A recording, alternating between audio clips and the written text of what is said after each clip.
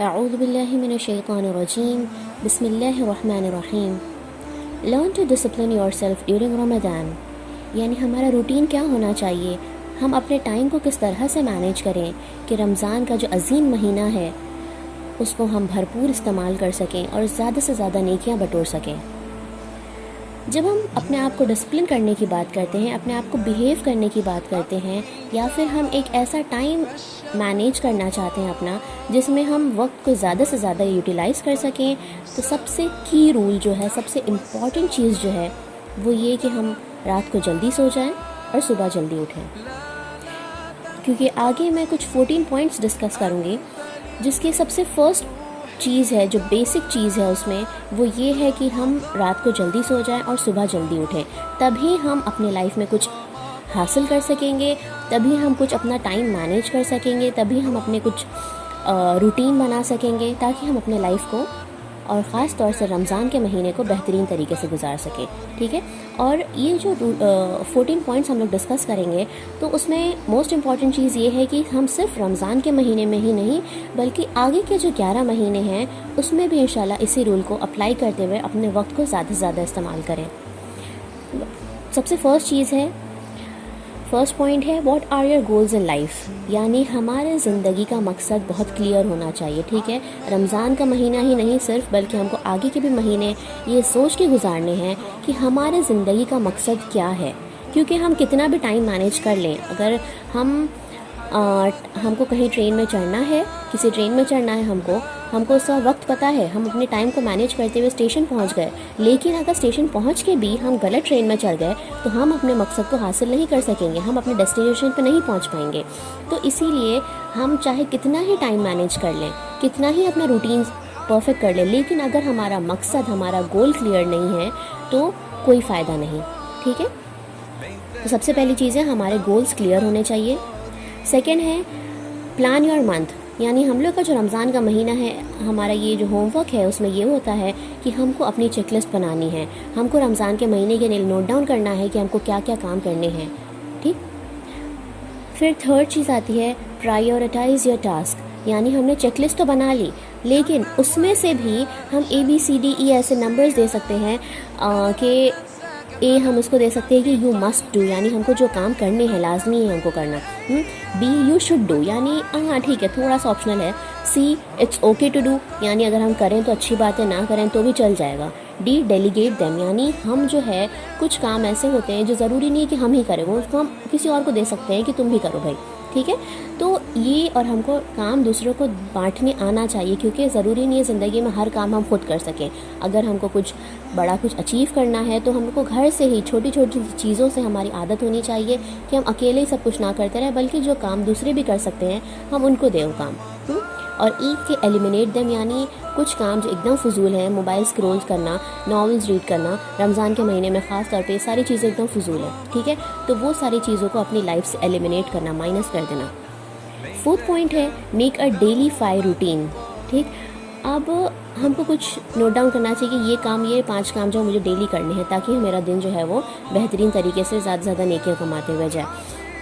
तो कुछ 5 चीज़ें आप नोट डाउन कर सकते हैं, जैसे कुरान की तिलावत करना, फिर पड़ोसियों को या गरीबों को खाना खिलाना, या फिर कुछ प्रोग्राम अरेंज करना, या कोई भी चैरिटी के काम।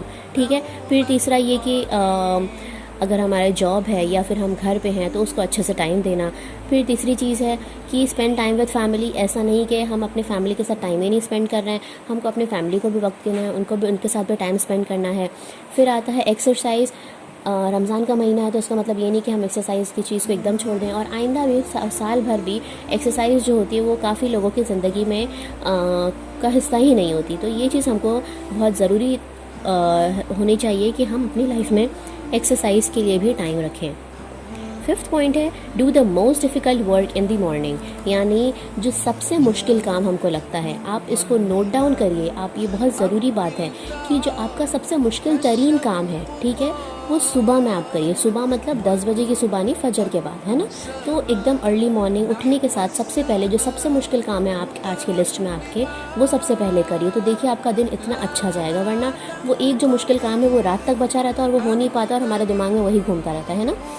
ठीक, फिर 6th है, टाइम बॉक्स इट, यानी हमने जो लिस्ट बनाई है आज का काम करने में, उसके हमको देखना है कि हमने कुरान को कितना टाइम दिया है, नवाफिल को कितना टाइम दिया है, अस्कार को कितना टाइम दिया है, किचन को कितना टाइम दिया है। यानी हर चीज़ का एक टाइम लिमिट होनी चाहिए। ऐसा नहीं कि हम रमज़ान में होता है ना, अफ्तार की इतनी ज़्यादा प्रिपरेशंस होती हैं हमारी, तो ऐसा नहीं कि हम ज़ुहर से ही किचन में खड़े हुए, नहीं, हमारा हर चीज़ का एक टाइम होना चाहिए। अगर रीडिंग करना अच्छी बात है, अगर हमने तफसीर के लिए या फिर कोई भी इस्लामिक बुक्स या कोई भी चीज़ हमने रीड करने के लिए रीडिंग का कोई टाइम रखा है, तो अब ऐसा नहीं कि हमने रीडिंग को 1 घंटा दिया है तो हम 1 घंटे के बजाय 2 घंटा रीड कर रहे हैं, नहीं।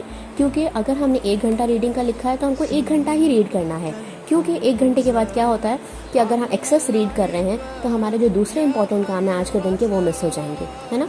तो इसीलिए हर चीज़ को चाहे कितना ही इंपॉर्टेंट हो, अगर जितना हमने टाइम लिखा है बस उतना ही टाइम देना है उसको, फिर उसको छोड़ देना है, फिर नेक्स्ट कल के दिन करेंगे। 7th है फोकस। हमको बहुत, जो भी हम काम कर रहे हैं उस वक्त हमको बहुत फोकस के साथ, बहुत ध्यान से हमको वो काम करना है।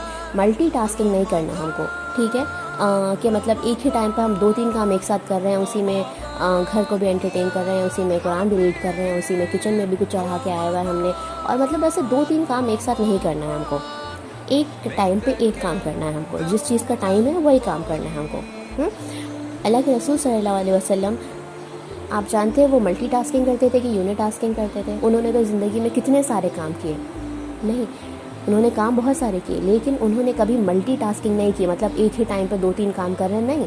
जैसे तायशा कहती है ना, जब वो हमारे साथ होते थे तो ऐसा लगता था कि हमसे वो कितने ज़्यादा क्लोज़ हैं और हमसे कितना अच्छे से पूरे तवज्जो से हमसे बात करते थे। लेकिन जहाँ अजान होती थी वो हमारे बीच से ऐसे उठ जाते थे जैसे कि वो हमको जानते ही ना, एकदम अनजान बन जाते थे, है ना। यानी वो जब घर को टाइम दे रहे हैं तो पूरा घर को टाइम दे रहे हैं, नमाज को टाइम दे रहे हैं तो अच्छे से नमाज को टाइम दे रहे हैं। यानी मल्टीटास्किंग नहीं करना है, हर चीज़ का एक टाइम होता है। फिर 8th पॉइंट है make daily schedule in life. यानी हमने पूरे महीने की तो चेकलिस्ट बनाई है, लेकिन डेली बेसिस पे भी हमको क्या क्या काम करना है। सुबह फजर में इतने बजे से उठ के इतने बजे तक मैं ये काम करूँगी, यानी ईच एंड एवरी आवर की हमारे पास डिटेल होनी चाहिए कि हम क्या काम करने वाले हैं, ठीक है।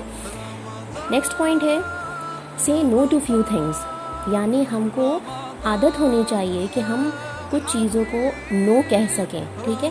ख़ास तौर पर रमज़ान के महीने में बहुत सारी चीज़ होती हैं कि हमको बिल्कुल भी फ़िजूल अपना वक्त वेस्ट नहीं करना है।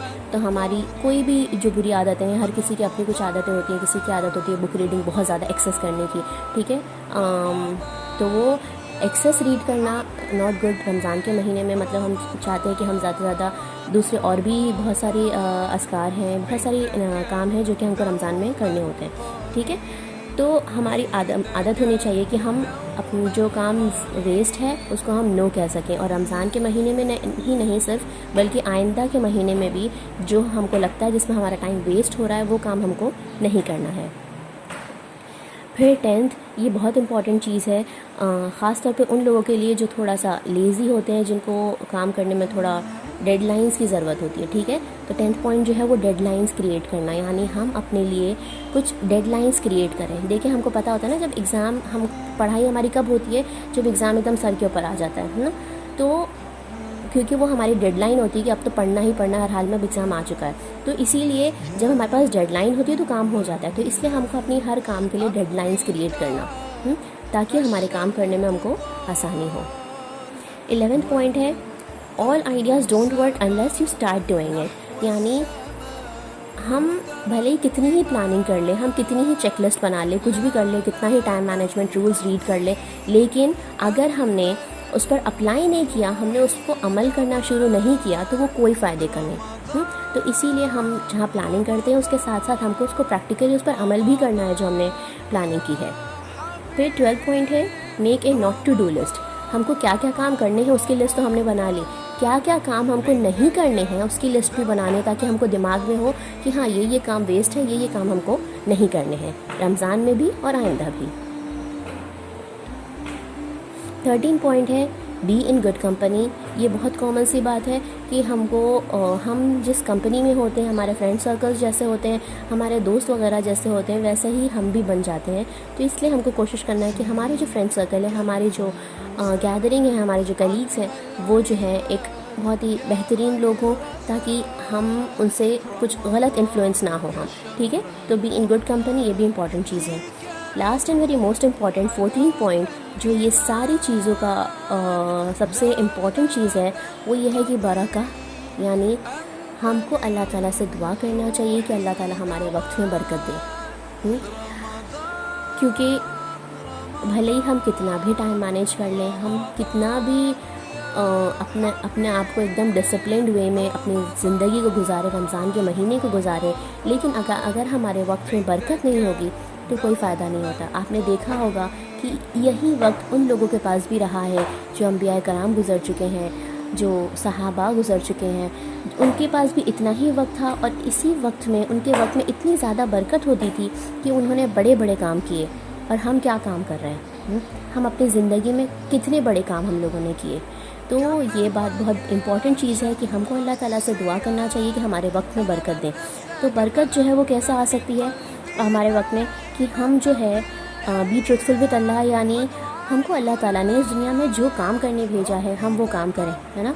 अल्लाह ताला क्या कहते हैं, वमा खलक़तुल जिन्ना वल इंसा इल्ला लियअबुदून, मैंने जिन और इंसानों को नहीं पैदा किया मगर मेरी इबादत करने के लिए। तो हमने जब अल्लाह ताला ने जब हमको भेजा इबादत करने के लिए, तो हमको वो काम करना है ताकि हम अल्लाह ताला के करीब हो जाएं, अल्लाह ताला हमसे खुश हो और अल्लाह ताला हमारे वक्त में बरकत दे। और कुरान की तिलावत वो हमारे रूटीन में होनी ही चाहिए, क्योंकि ऐसा नहीं होना चाहिए कि हफ्ते में हमने एक दिन रीड कर लिया, 2 दिन रीड कर लिया, नहीं, वो हमारा ज़िंदगी का हिस्सा होना चाहिए।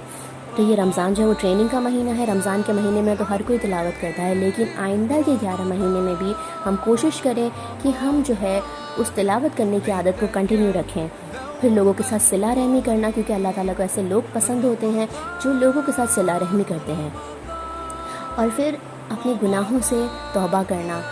गुनाह हर किसी से होते हैं, छोटे या बड़े, है ना। तो कोशिश करते रहना चाहिए कि हम जो हमसे गुनाह हुए हैं, अल्लाह ताला तौबा करने वालों को पसंद करता है ना। तो इसीलिए हमको रेगुलर इस्तिग़फ़ार करते रहना चाहिए, ताकि जो हमने जानबूझ के हमसे जो गुनाह हुए, जो अनजाने में हुए, वो सारे गुनाहों की हम माफ़ी अल्लाह ताला से मांग सकें और अल्लाह ताला के करीब हो सकें और अल्लाह ताला के महबूब बंदों में शामिल हो सकें, ताकि अल्लाह ताला हमको पसंद करे। और अल्लाह ताला से जब हम दुआ करें कि अल्लाह ताला हमारे वक्त में बरकत दे, तो अल्लाह ताला इंशाअल्लाह हमारे वक्त में बरकत देगा और वही काम हम कुछ बड़े काम कर सकेंगे। जज़ाकल्लाहु खैरन कसीरा।